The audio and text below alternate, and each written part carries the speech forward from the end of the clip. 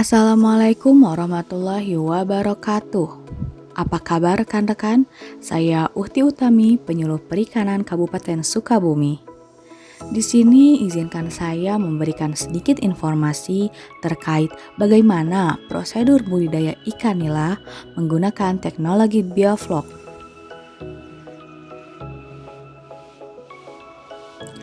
Seperti yang kita ketahui bahwa ikan nila merupakan salah satu jenis ikan yang telah banyak dibudidayakan karena mempunyai nilai ekonomis yang tinggi dan banyak diminati masyarakat. Upaya peningkatan produktivitas budidaya ikan nila dapat dilakukan dengan menerapkan teknologi budidaya yang tepat. Salah satunya menggunakan teknologi bioflok. Penerapan teknologi sistem bioflok untuk ikan nila tidak terlepas dari filosofi bahwa ikan ini secara alami merupakan ikan herbivora dan mampu mencerna flok. Flok tersebut tersusun atas berbagai mikroorganisme, yaitu bakteri, alga, zooplankton, dan fitoplankton dan bahan organik sebagai bagian sumber makanannya. Keunggulan nilai yang dibudidayakan di sistem bioflok diantaranya adalah dapat meningkatkan kelangsungan hidup walaupun tanpa pergantian air, penggunaan pakan yang efisien, padat tebar yang tinggi, meningkatkan produktivitas hingga 30 kg per meter kubik, waktu pemeliharaan yang lebih singkat, dan daging ikan yang dihasilkan lebih banyak. Sebelum kita melakukan budidaya ikan nila dengan sistem bioflok, pertama-tama kita harus menyiapkan terlebih dahulu alat dan bahan yang diperlukan selama kegiatan budidaya. Di antaranya adalah ember, bak bulat diameter 4 meter, serokan, hapa, batu aerasi, selang aerasi, blower, timbangan digital, ikan nila yang berukuran kurang lebih 8 cm, garam, kapur dolomit, molase, probiotik, obat-obatan, dan alat pengukur kualitas air. Yang selanjutnya disiapkan yaitu kita menyiapkan bak berdiameter 4 meter. Jika di dalam bak tersebut terdapat air dari kegiatan sebelumnya, kita harus mengeluarkan air tersebut melalui saluran pembuangan air sampai air tersebut surut. Jika sudah dipastikan air tersebut surut, yang harus kita lakukan selanjutnya yaitu membersihkan bak menggunakan spons dan sabun ke seluruh permukaan bak. Dan kemudian dibilas menggunakan air hingga bersih. Jika bak tersebut sudah dibersihkan, sebelum diisi air, bak dikeringkan terlebih dahulu dengan menjemurnya di bawah sinar matahari selama 12 jam. Pengeringan ini bertujuan untuk mematikan bakteri-bakteri yang ada dari kegiatan budidaya sebelumnya. Bak yang telah dijemur selama 12 jam diisi air setinggi 80 cm. Kemudian mesin blower dan sistem aerasi mulai dinyalakan secara terus-menerus. Tahap kegiatan selanjutnya yaitu kegiatan persiapan benih. Hal yang harus diperhatikan untuk kegiatan ini adalah jika benih nila yang akan digunakan berasal dari lokasi lain dan tidak diproduksi sendiri, maka perlu dikondisikan lebih ekstra dibanding dengan benih dari lokasi sendiri. Tahap pengkondisian benih ini dilakukan dengan cara memberikan garam dengan dosis 1 kg per meter kubik ke dalam media budidaya. Selanjutnya, sebanyak 1.000 ekor benih ikan nila ditebar dengan teknik aklimatisasi. Teknik aklimatisasi dilakukan dengan cara menyimpan terlebih dahulu plastik yang berisi benih di atas permukaan air sampai plastik tersebut berembun.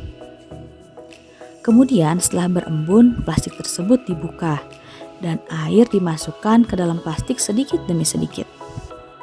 Biarkan ikan tersebut keluar dengan sendirinya. Nah, teknik ini digunakan agar ikan mudah beradaptasi dengan lingkungan barunya. Tahap pengkondisian benih ini dilakukan selama 4 hari sebelum berlanjut kepada tahap penyiapan media bioflok. Selama tahap ini, pakan diberikan kepada ikan sekitar 1% dari bobot biomasa ikan. Baik rekan-rekan, untuk kegiatan selanjutnya yaitu penyiapan media biovlog. Untuk penyiapan media biovlog yang pertama harus dilakukan adalah mengurangi air yang ada di bak sekitar 15 hingga 30 cm. Kemudian ditambahkan air yang baru hingga mencapai 80 cm. Selanjutnya yang harus kita siapkan adalah garam dengan dosis 1 kg per meter kubik. Karena volume bak ini adalah 10 meter kubik, maka garam yang ditambahkan adalah sebanyak 10 kg. Garam yang sudah disiapkan dilarutkan dengan air dan disebar ke dalam media budidaya. Selain garam, kita juga harus mempersiapkan kapur dolomit dengan dosis 50 gram per meter kubik. Atau untuk bak ini sebanyak 500 gram.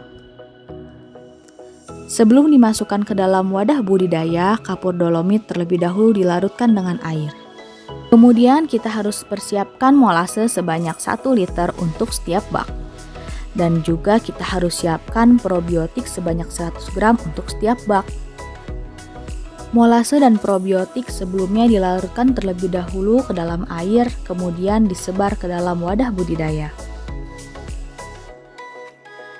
Selama 4 hari pertama, pakan diberikan dengan dosis 1% dari total bobot biomasa ikan.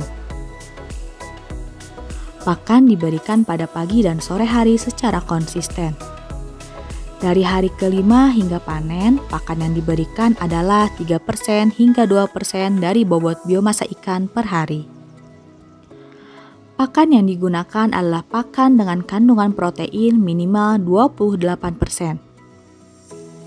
Di awal pemeliharaan, pakan yang diberikan berukuran 1 mm, kemudian dilanjutkan dengan ukuran 2 mm, dan di akhir pemeliharaan diberikan dengan ukuran 3 mm.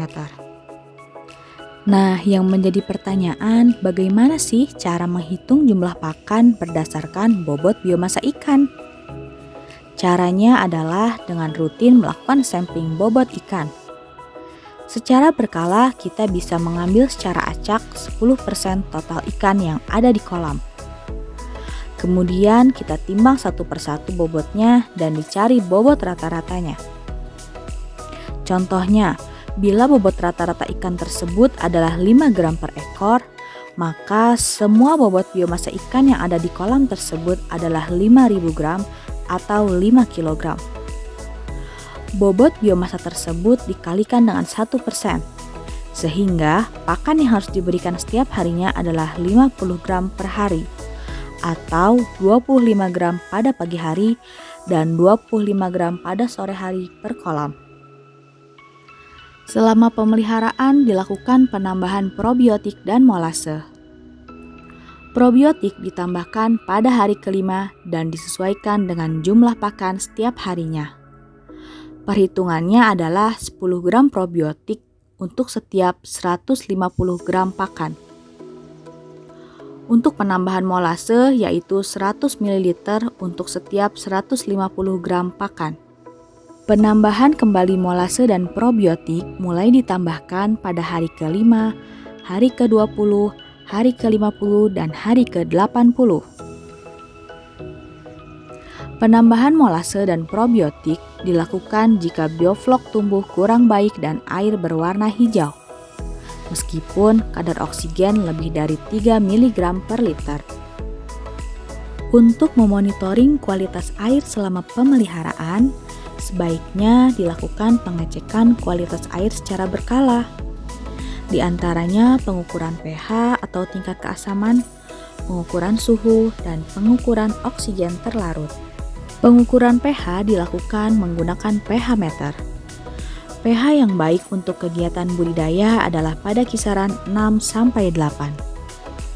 Jika pH cenderung menurun, maka kita dapat melakukan penambahan kembali kapur dolomit. Untuk kegiatan pengukuran suhu dapat dilakukan menggunakan termometer. Suhu yang baik untuk kegiatan budidaya adalah pada kisaran 25 hingga 27 derajat Celcius. Untuk kegiatan pengukuran kadar oksigen terlarut bisa dilakukan dengan menggunakan deometer atau test kit yang ada. Kadar kandungan oksigen terlarut yang baik untuk kegiatan budidaya bioflok ini adalah di atas 3 mg per liter, atau yang optimal adalah pada kisaran 5 mg per liter. Jika ukuran ikan sudah dirasa cukup untuk dipanen, ikan sebaiknya dipuasakan terlebih dahulu, 1 hari sebelum proses pemanenan. Pemanenan ikan dilakukan pada pagi atau malam hari saat kondisi suhu rendah. Pada proses pemanenan, air disurutkan terlebih dahulu. Kemudian, ikan perlahan-lahan diserok menggunakan serokan.